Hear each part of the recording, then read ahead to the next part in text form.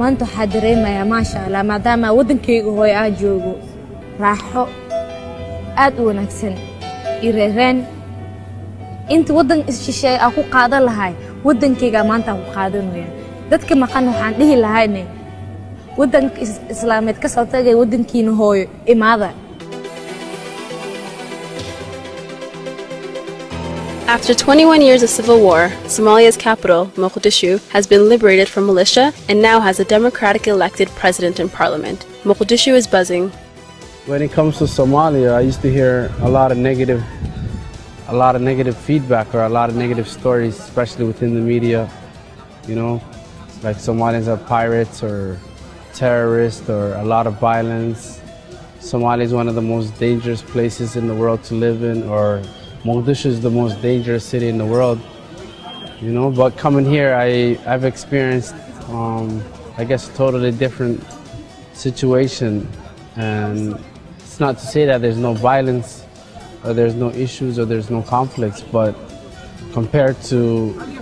you know, the image that is out there on Somalia, it doesn't compare.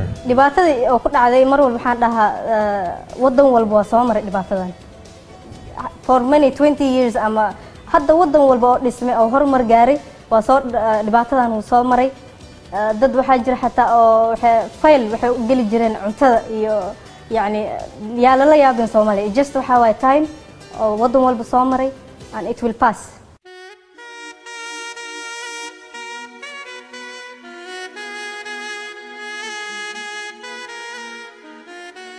maanta waxa la oran karaa inta gudaha joogtay in la eego ku dhow yaa haysata baasaboor adnabi ah ayagoo Soomaali ah dadkaas runtii aad bay u soo noqdaan dhowr sano u dambeysay aad bay dalka ugu soo laabtaan aad bay maxaan ku dhahay dalka u yimaadaan waxay ka qayb qaataan wax kasta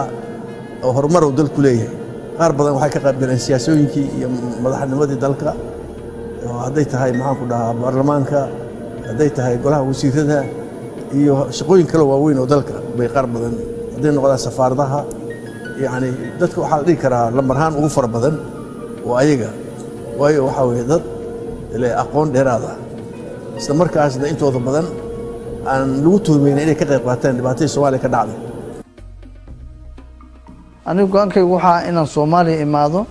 sababta igu kaliftay imaanshaha Soomaaliyana waxay ahayd balkana browe xaqana balfiiri ummadii ciidu uma maqna dalkaas oo jeedid maxaa ka bedeli kartaa oo qorshahay marka arkay Muqdishona waxaan raadinayay kaliya in la yiraahdo hebel oo kale aan noqono aan ku dayano halagu dayday ahay ya oo tus hadda aad wax qabatid qof kale uu qaban karaa waxyaalaha ugu muhiimsan oo maartay muxuu IOM ay ka wado mashruucan waxa ugu weyn maartay muxuu ahaa la dhihi karaa ama ugu qadiimsan mashruucan Quest Mida oo ah laba mashruuc oo maartay mid ay leedahay hay'adda UNDP maartay muxuu ahaa oo Questiska iyo Mida oo IOM ay leedahay laba mashruuc oo la isku daray oo loogu talagalay aqoonyahanka Soomaalida maartay muxuu ahaa inay wadanka ku soo noqdaan ay wadanka ka shaqeeyaan waxaan is leenahay maartay wax weyn buu ka taray maartay dawladnimada in maartay uu soo dhiso ama hay'adaha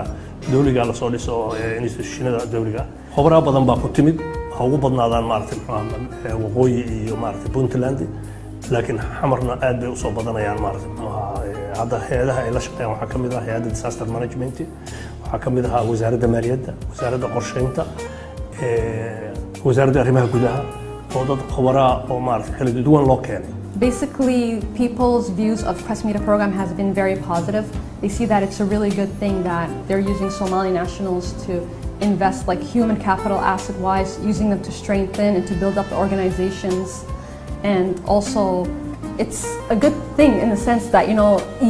know like it's your country and you know like what the needs are and you can pool all your resources into that